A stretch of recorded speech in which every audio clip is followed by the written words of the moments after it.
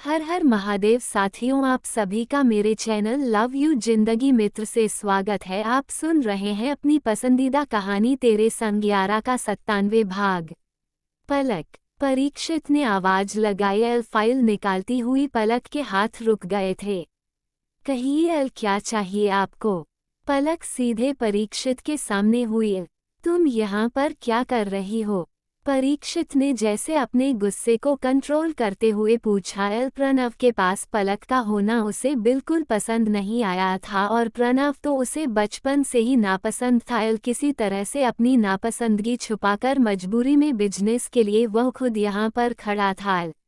परीक्षित के सवाल पलक को पसंद नहीं आए थे।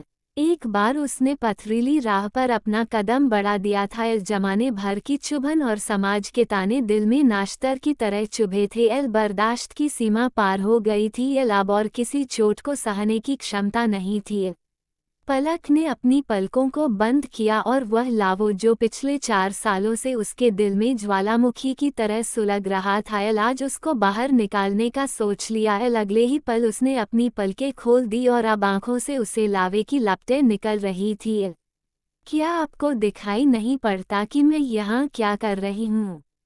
मैं यहाँ पर काम करती हूँ। पर क्यों? ये पूछने का आप हक नहीं रखते मिस्टर परीक्षित सिंह। आप मेरे बॉस के बिजनेस पार्टनर हैं एल, मेरे नहीं, और ना ही आप मेरे बॉस हैं एल। आपको जो भी काम है एल वह सर से कीजिए। इतना कहकर पलक अपने हाथ में ली हुई फाइल लेकर अपनी चेयर की तरफ चल दिए। तुम्हारे बॉस? ये तो ऐसी की तैसी तुम यहाँ पर काम नहीं करोगी एल। परीक्षित तेजी से अंदर आते हुए बोला। एल कल तक उससे पलके झुकाकर बात करने वाली लड़की, उसकी जायज नाजायज हर बात को सर झुकाकर मानने वाली लड़की, आज उस आंखों में आंखें डालकर उसकी बात मानने से इनकार कर रही थी। एल परीक्षित को ये तो बिल्कुल पसंद नहीं आया था। एल हर चीज अपनी मर्जी का चाहने वाला परीक्षित अब ज्यादा देर तक अपने खोल में नहीं रह सका था। उसका गुस्सा देखकर एक पल के लिए पलक की आंखों में डर का साया लहराया था, लेकिन तुरंत ही उसने संभाल लिया। करूंगी। आप होते कौन हैं मुझे रोकने वाले?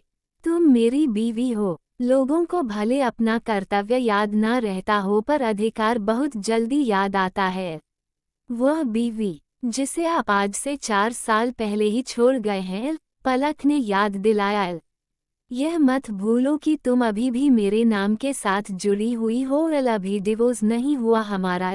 परीक्षित का गुस्से में दिमाग काम नहीं कर रहा था, लेकिन जिस तरह से उसके हाव भाव थे एल उस हिसाब से तो लग रहा था कि वह किसी भी समय पलक के ऊपर अपना हाथ चला सकता है।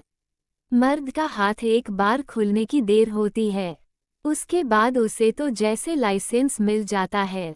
पलक इस चीज को समझ रही थी। डिवोर्स नहीं हुआ तो डिवोर्स हो जाएगा एल, मैंने पहले ही आपसे क्लियर कर दिया है कि मुझे आपके साथ नहीं रहना तो मैं आपके साथ नहीं रहूंगी एल, दूर रहिए मुझसे एल। इतना आसान नहीं होता है अपने डर पर काबू पाना, उसके लिए बहुत हिम्मत जोड़नी पड़ती है एल, पलक ने उससे साइड होकर निकलते हुए कहा। परीक्षित ने हाथ बढ़ाकर पलक की बांह थाम ली। कुछ ज्यादा ही नहीं बोलने लगी हो आजकल? शराफत का चोला उतार कर फेंका जा चुका था। पलक ने एक नज़र अपनी बांह पर डाली और दूसरी नज़र परीक्षित के चेहरे पर। दूसरे हाथ में ली हुई फाइल अपनी जगह से ही सीधे टेबल के ऊपर फेंकी और फिर परीक्षित के कलाई पर अपना वो हाथ जमाते हुए परीक्षित का हाथ अपने हाथ पर से हटाने लगी। मेरा हाथ छोड़िए एल। नहीं छोड़ूंगा। क्या कर लोगी? शांति से बात कर रहा हूँ तो तुम्हें बात समझ में नहीं आ रही है? जबरदस्ती की जबान समझने वाली तुम कम दिमाग औरत मेरा कर क्या लोगी? चुपचाप शांति से घर चलती हो या फिर मैं दूसरा तरीका अपनाऊं? परीक्षित के हाथ उसके बांह पर कसने लगे थे। दूसरे तरीके का नाम सुनकर तो पलक सुलग गई। अब कौन सा दूसरा तरीका आप अपनाएंगे? अपनी खुद की बीवी को दूसरे गैर मर्द के बिस्तर पर भेजकर या फिर मेरा मुंह बंद करने के लिए अपने बैट से मुझे मारकर? इन तरीकों के अलावा आपको अपनी बात मनवाने के लिए आता ही क्या है? भूल जाए मिस्टर परीक्षित सिंह। वो पलक उसी दिन मर गई। ये पलक आपके हाथ नहीं आएगी। पलक ने गुस्से में अपनी हाई हील की सैंडल सीधे परीक्षित के जूते पर मारी। परीक्षित इस जवाबी हमले के लिए तैयार नहीं था। वो झटके से एक कदम पीछे हुआ और पलक किनारे हो गई। तुम समझती क्या हो अपने आप को? परीक्षित पलक की तरफ लपका। पलक ने उसे उंगली दिखाते हुए कहा, दूर रहिए मुझसे, इससे पहले कि मैं शोर मचाकर सिक्योरिटी गार्ड को बुलाऊं और आपको मार पिटवाते हुए यहाँ से निकलवाऊं। आप यहाँ से चले जाइए, और नहीं जाऊं तो आपको तो जाना ही होगा। मैं अकेले नहीं जाऊंगा, तुमको भी अपने साथ लेकर जाऊंगा।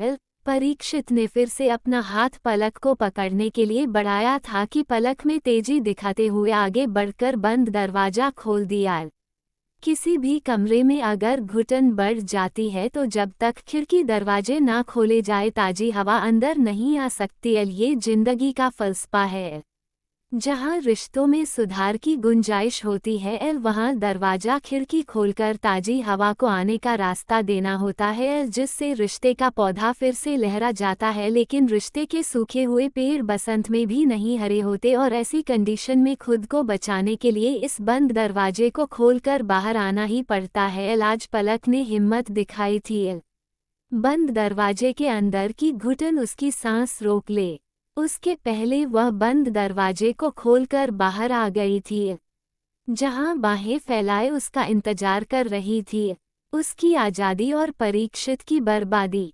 आज सही मायने में पलक ने कोई फैसला लिया था, देखना था अब इस फैसले का उसके जीवन पर क्या असर पड़ने वाला है। तब तक के लिए आप वीडियो को लाइक, चैनल को सब्सक्राइब जरूर कीजिए और साथ में अपने दोस्तों के साथ इसे फेसबुक और व्हाट्सएप पर भी शेयर कीजिए ताकि अधिक से अधिक लोग चैनल से जुड़ सके। खुश रहिए, स्वस्थ रहिए, मस्त रहिए और यही यूट्यूब पर मिलते रहिए। मिलते हैं अगले भाग के साथ। हर हर महादेव।